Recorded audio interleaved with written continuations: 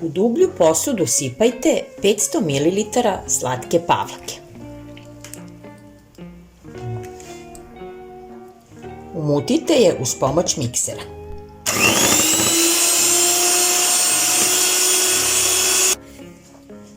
Dodajte jednu kesicu šlag fiksa. Ova kesica sadrži 10 grama, pa nastavite da mutite pavlake.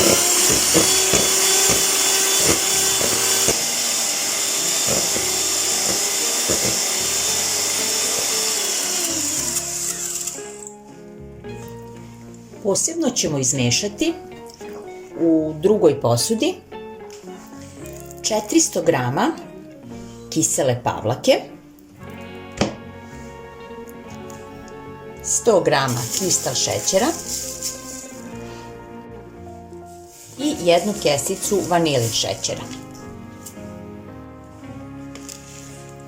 Polako izmešajte i sjedinite ove sastojke.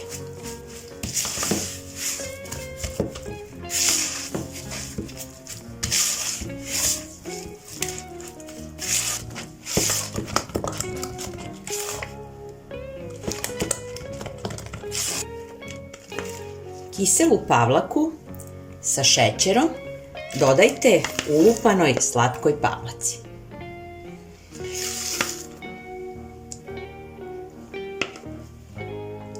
Pa sve ponovo izradite mikserom.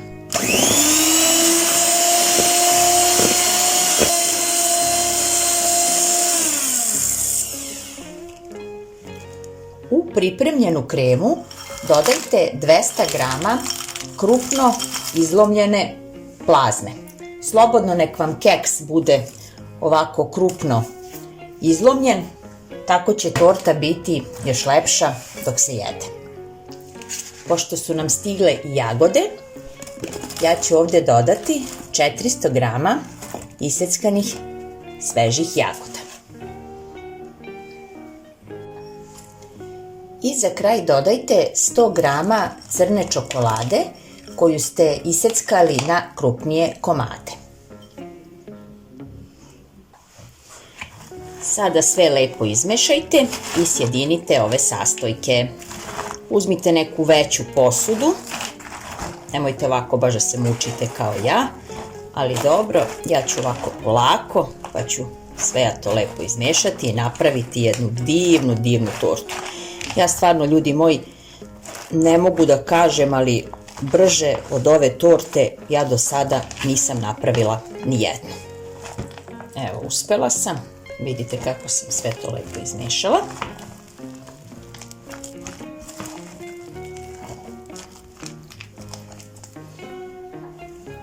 Sada ću uzeti kalup prečnika 24 cm.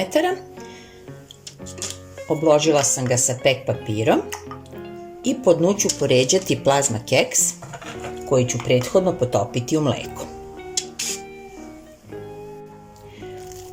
Za pripremu ove torte iskoristila sam ukupno 300 grama plazma keksa.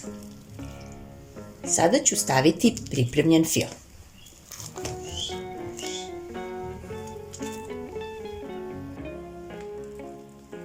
Lepo oblikujte tortu i svuda od gore fino poravnajte ovaj fil.